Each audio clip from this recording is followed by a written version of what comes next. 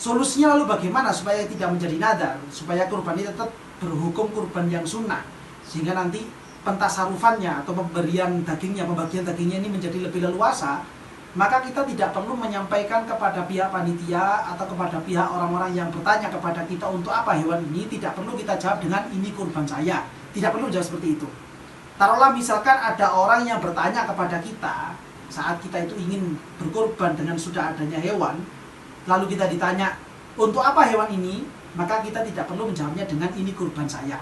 Mungkin bisa kita jawab dengan mengatakan mau saya sembelih, itu saja cukup sudah, tanpa mengatakan kurban.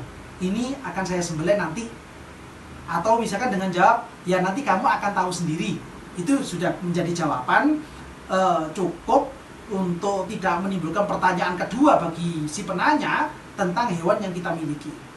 Atau seandainya kalau kita itu datang ke tempat panitia yang menerima hewan-hewan kurban yang biasanya ada di masjid, di musola-musola, ketika kita ditanya, ini apa ini mas? Kita tidak perlu juga mengatakan ini kurban saya. Kita tidak perlu seperti itu. Cukup bilang saya titip ini ke sampean. Itu sudah selesai. Ya. Dan pihak panitia pun juga tidak perlu tahu ini kurbannya siapa sebenarnya. Cukup ditulis bahwa hewan ini dari keluarganya mas ini. Karena kebanyakan yang terjadi di kampung itu panitia-panitia itu sebenarnya sudah tahu juga. Orang yang nyertorkan hewan ini dari mana sebenarnya sudah tahu.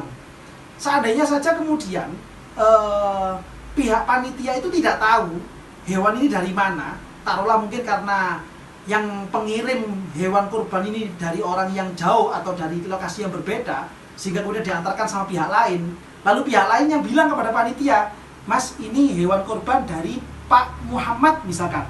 Padahal yang bilang ini namanya bukan Pak Muhammad, namanya itu mungkin orang lain, dia hanya membawakan saja. Maka itu tidak menjadi kurban nazar, karena dia hanya menyampaikan bahwa ini hewannya Pak Fulan untuk kurban. Maka itu tidak menjadi nazar, karena yang melafalkan seperti itu bukan orang yang memiliki hewannya sendiri. Sehingga ini bisa menjadi suatu solusi ketika kita hendak berkurban dan hewannya sudah ada. Tidak perlu kita mengucapkan bahwa ini adalah kurban saya. Kita bisa mencari kosakata-kosakata yang lain untuk menghindari bentuk nadar, baik itu nadarnya nadar yang hakiki atau nadar hukmi.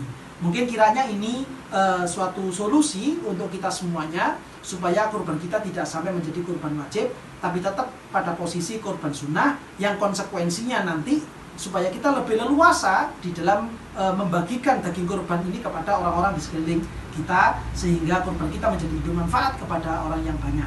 Demikian, mudah-mudahan ini semuanya bisa bermanfaat. Amin ya rabbal alamin.